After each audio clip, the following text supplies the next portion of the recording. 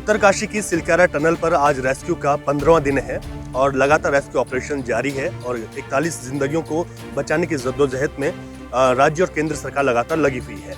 हमारे साथ इस वक्त यहाँ के स्थानीय प्रताप सिंह जयाड़ा जी हैं और इनका यहाँ पर बहुत नज़दीक घर है जहाँ पर इस टनल में रेस्क्यू चल रहा है, खेती बाड़ी है। और सर, सबसे पहले आप सवाल ये है कि इतना बड़ा हादसा हो गया, आप लोग तो देख रहे थे जब इसकी शुरुआत हुई होगी, जब यहाँ पर एक सर्वे हुआ होगा, तो इतने बड़े हादसे के पीछे आप एक यहाँ के स्थानीय होने के नाते क्या वजह मान रहे हैं? हम तो ये इसके बारे में हम क्या बता सकते हैं कि क्या मतलब वजह है। अब कोई बोलता है, पत्रकार बोलते हैं, हमें कईयों ने पूछ लिया कि यहाँ क्या मटेरियल सही लगा। भाई मैं इंजीनियर तो हूँ नहीं, मैं टनल के अंदर काम नहीं कर रहा हूँ। जो मेरे को ये पता हो कि कौन से मटेरियल लग रहा है, कौन से क्या हो रहा है, ये भी हमें कोई मतलब वो नहीं है। जबकि मैं यहाँ टनल से लगभग 150 मीटर के बगल पे मेरी दुकान, यहाँ पे मेरी दुकान है और मैं बिल्कुल यहाँ पे सुबह 7-8 बजे से लेकर के शाम को 8-9 बजे तक रहता हूँ। उसके बाद मैं घर चले जाता हूँ। 11 तारीख जो ये 12 तारीख को हम जब मैं घर था तो यहाँ पे लोगों से काफ़ी हमारा परिचय है, क्योंकि इन लोगों को यहाँ पे 4-5 साल हो गए।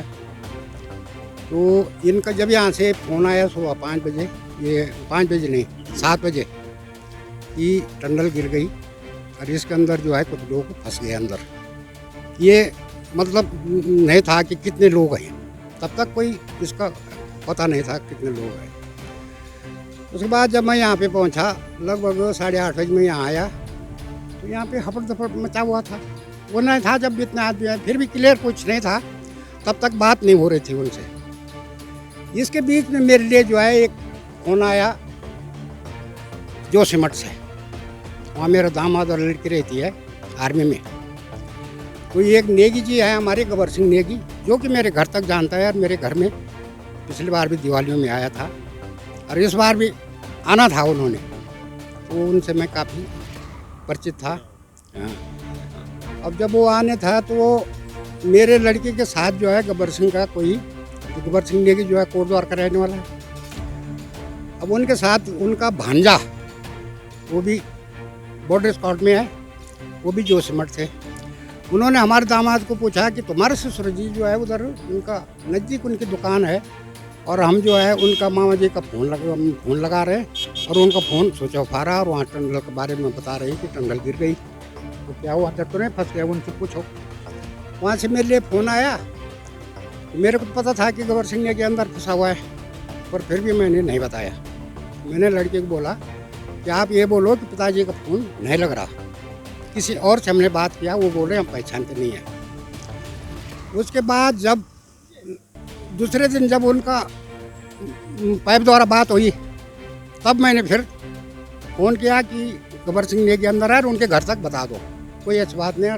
वो लोग तो 41 लोग हैं, पहले 40 की खबर आई थी, 40 लोग हैं और वो सुरक्षित हैं और गबर सिंह जो है अंदर है, घर बता दो। फिर उन्होंने वहाँ से फ़ोन किया। उसके बाद 9 बजे रात को जो है, ये 13 तारीख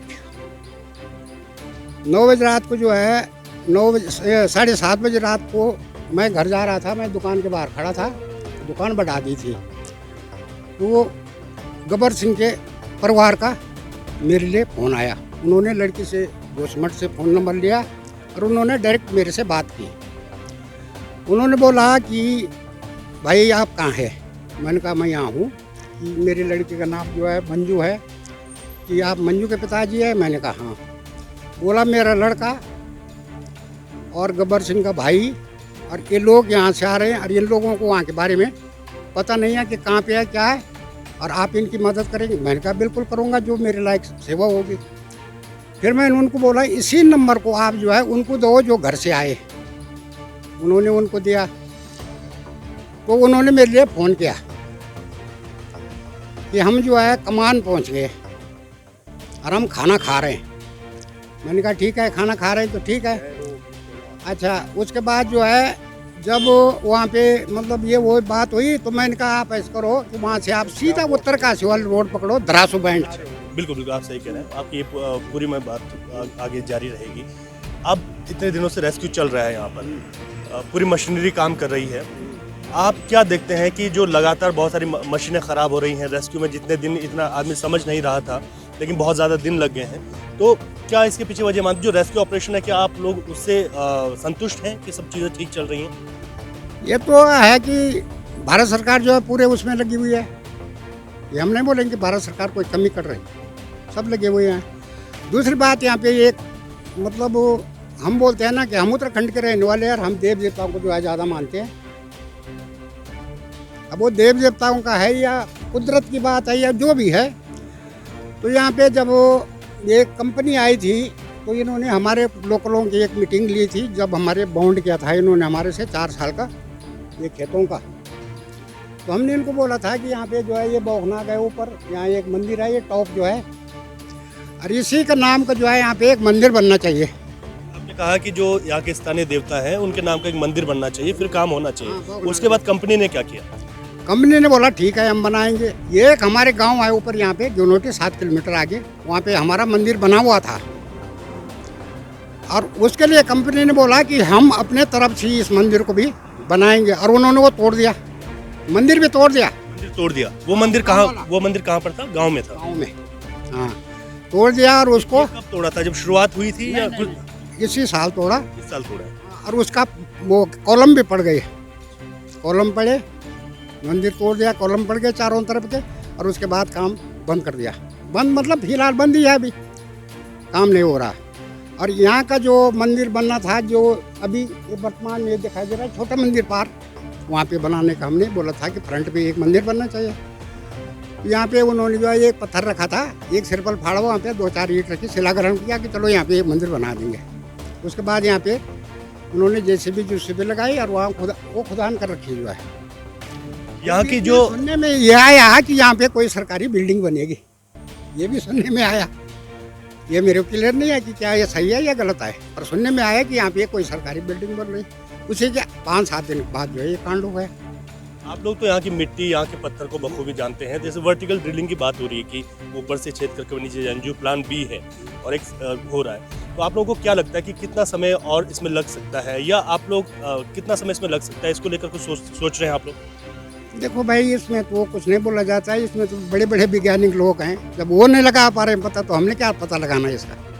वैज्ञानिक लोग हैं, बाहर देश के लोग आ रखे हैं, हर लोग जो है आज जो साइंस बहुत आगे बढ़ चुका है, तो इसमें लोकल आदमी है, मतलब ऐसा आदमी को क्या पता लगाना। पर फिर भी इसमें जो है 2-3 दिन से पहले तो हमारे देखते हुए मतलब नहीं होता कि, क्योंकि एक तो वहाँ पे रोड कभी कंजक्शन है, ऊपर जब जाएगी गाड़ियाँ जाएगी, मशीनें जाएगी, तो दिक्कत पड़ेगी ना हर चीज़ की। देखो अब कब तक क्या होता है। यदि वो चीज़ें लगेंगी, जो देवता की बात आई थी, अब छोटा सा मंदिर सामने स्थापित हो गया है, तो आप लोग मानते हैं कि वो चीज़ में कहीं ना कहीं चूक हुई है कंपनी के द्वारा? हो सकता है, हम देवताओं को मानते हैं। हमें विज्ञान और भगवान दोनों पर भरोसा है। बिल्कुल, हम विज्ञान को मानते हैं, और आज साइंस बहुत आगे बढ़ गया, और हम जो है मतलब खास करके देवताओं को मानते हैं, और देवताओं को जो है पूजा करते हैं। फिल्मों में नहीं मानते हैं, हम मानते हैं ना। हम उत्तराखंड के लोग हैं, हमारी ये देवभूमि है। हम क्या करते हैं, किसी को मतलब कोई तकलीफ हो गया, कुछ हो गया, तो बोलते हैं हाँ जी इसमें देवता का वो है, तो हम उसको भी मानते हैं।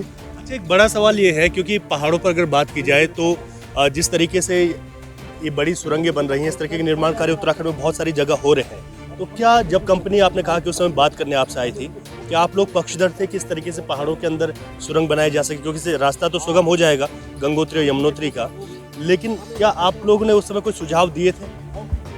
हमने क्या सुझाव देना था, ये तो सुझाव उनका है जिन्होंने यहाँ पे दूरबीनों से और कहीं से, आज से थोड़ी नहीं, इसका बहुत पहले से प्लान चला हुआ था कि यहाँ से सुरंग कटेगी। तो वैज्ञानिकों ने जो है देखा होगा कि इसके अंदर क्या है, मशीनों से इसके अंदर जो है पानी है, इसके अंदर जो है मतलब दलदल है, या इसके अंदर जो है अच्छा रॉक है या क्या है, तो ये तो विज्ञानियों का काम है। ये लोकल थोड़ी नहीं घुसे अंदर तो विज्ञानी घुसे अपनी मशीनों लेकर के। अभी जब ये सब चीज़ें सकुशल हो जाएंगी, उसके बाद आप लोग कुछ सोचते हैं कि ये काम किस तरीके से जारी रहना चाहिए यहाँ पर, या आवश्यकता नहीं है? आप लोगों को लगता है कि पहाड़ सुरक्षित रहने चाहिए, या आप लोगों को लगता है कि सफल रेस्क्यू अगर हो जाता है तो उसके बाद फिर से काम शुरू हो जाए? आप लोग क्या सोच रहे हैं? ये तो नहीं है, बिल्कुल होना चाहिए, ये तो मतलब डेवलपमेंट होना चाहिए। डेवलपमेंट होना चाहिए हर चीज़ का। ये नहीं है कि हम ये बोले कि काम बंद होना चाहिए, नहीं, डेवलपमेंट तो होना चाहिए हर चीज़ के लिए है, वो तो डेवलपमेंट होना चाहिए।